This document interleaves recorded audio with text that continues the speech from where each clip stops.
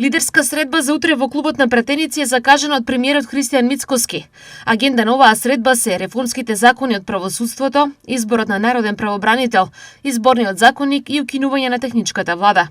Од друга страна, отсуство од средбата уште пред неколку дена најави лидерот на СДСМ Бенко Филипче, а од партијата на темата укинување на техничката влада се огласија со соопштение. Во вакви услови, укинувањето на техничката влада би значило директен удар врз демократијата и загрозување на волјата на граѓаните.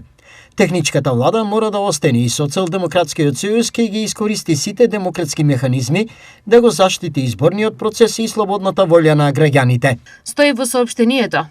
Што СДСМ и Филипче ќе добијат, а што би можеле да изгубат доколку ја бойкотираат утрешната лидерска средба, која според дневниот ред треба да биде вовед во нова етапа. Лидерската средба се свикува со намера политичките лидери да разговараат за важни државни прашања.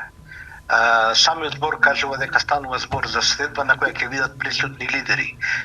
Не доаѓајќи на оваа средба, Филипче го компрометира собственото лидерство, кој инака е привремено и нејасно, така што лично мислам дека СДСМ многу губи со ова, бидејќи се само изолира од политичкиот процес и го компрометира политичкиот процес во целина.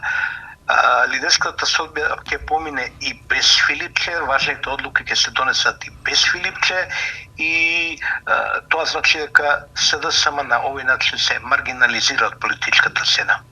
Дали оваа средба навестува предвремени избори?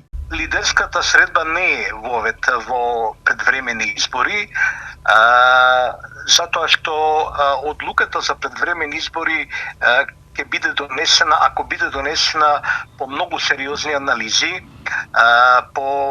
со утврдување на сериозна потреба да се одржи квалитетот на демократскиот процес во државата и во случај, тоа е најважно од се, во случај некој да се обиде да го загрози, односно да ја убеди јавноста или да ја убеди меѓународната заедница евентуално дека во Македонија демократски, слободни, фер избори не се можни и дека Македонија е во политичка криза. Во такви ситуации, според моето мислење лично, кое не мора да обрзува никого, раните избори, предвремените избори ќе бидат нужни.